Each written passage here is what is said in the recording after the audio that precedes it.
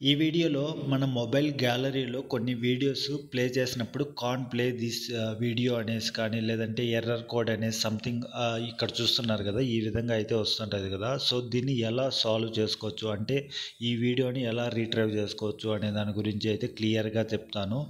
So దానికోసం first మనం చేయాల్సింది మన మొబైల్ గ్యాలరీ ఉంటుంది కదా, మీ మొబైల్ ఫొటోస్ కానీ లేదంటే నాకు ఆల్బమ్ అనేసి ఉన్నది ఈ మొబైల్లో. సో దాన్ని లాంగ్ ప్రెస్ చేసామంటే యాప్ ఇన్ఫో అనేసి వస్తుంది.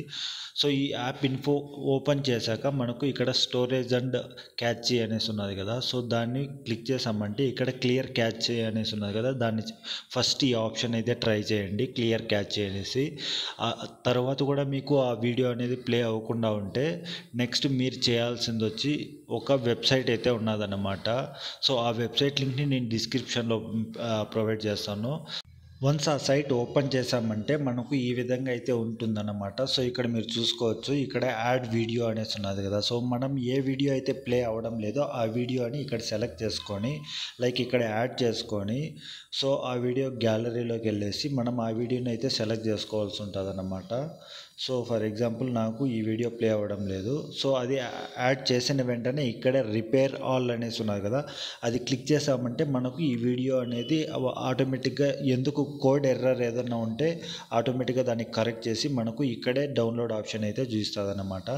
సో ఈ విధంగా డౌన్లోడ్ చేసుకోవచ్చు. ఇదైతే నాకైతే ఈ ఆప్షన్ అయితే వర్క్ అయిందన్నమాట. సో ఇది కాకుండా ఇంకోటి అంటే నార్మల్గా మనం సేమ్ అదే ఆ వీడియో ఎక్కడైతే ఉంటుందో అక్కడికి వెళ్ళేసి ఆ వీడియోని సెలెక్ట్ చేసి ఇక్కడ మనం 3 డాట్స్ ఉన్నాయి కదా, 3 డాట్స్ క్లిక్ చేసి రీనేమ్ ఫైల్ అనేసి.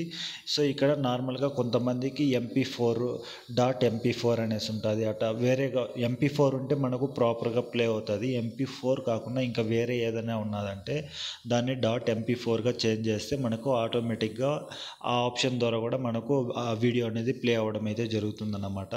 సో ఈ విధంగా ఒకసారి మీరు ఫస్ట్ చెప్పాను కదా గ్యాలరీని క్లియర్ క్యాచ్ చేయమనేసి. సో ఇట్లా అబౌట్ యాప్ ఇన్ఫోలోకి వెళ్ళేసి ఇక్కడ నుంచి సో అది చేశాక నెక్స్ట్ మీరు ఒకసారి ఫోన్ని రీస్టార్ట్ చేస్తే సరిపోతుందన్నమాట. రీస్టార్ట్ చేస్తే మోస్ట్లీ ఆ వీడియో అనేది బ్యాక్ వచ్చి అంటే ఎటువంటి ఎర్రర్ లేకుండా ప్లే అవ్వడానికి ఛాన్సెస్ అయితే ఉంటాయన్నమాట. సో ఇది ఫ్రెండ్స్, ఇంకా మీకు ఈ ఆప్షన్స్ ట్రై చేసినా కూడా మీకు ఆ వీడియో అనేది ప్లే అవ్వడం లేదు అంటే కనుక కామెంట్ చేయండి. నేను మోస్ట్లీ వీలైనంత వరకు దానికి ఎలాగ రీస్టోర్ చేసుకోవచ్చు అంటే ఎలా వీడియోని ప్లే చేసుకోవచ్చు అనే దాని గురించి ఇంకో వీడియోలో అయితే క్లియర్గా ఎక్స్ప్లెయిన్ చేస్తాను. సో ఎవరైనా కొత్తగా చూస్తుంటే సబ్స్క్రైబ్ చేసుకోండి. Thank you so much.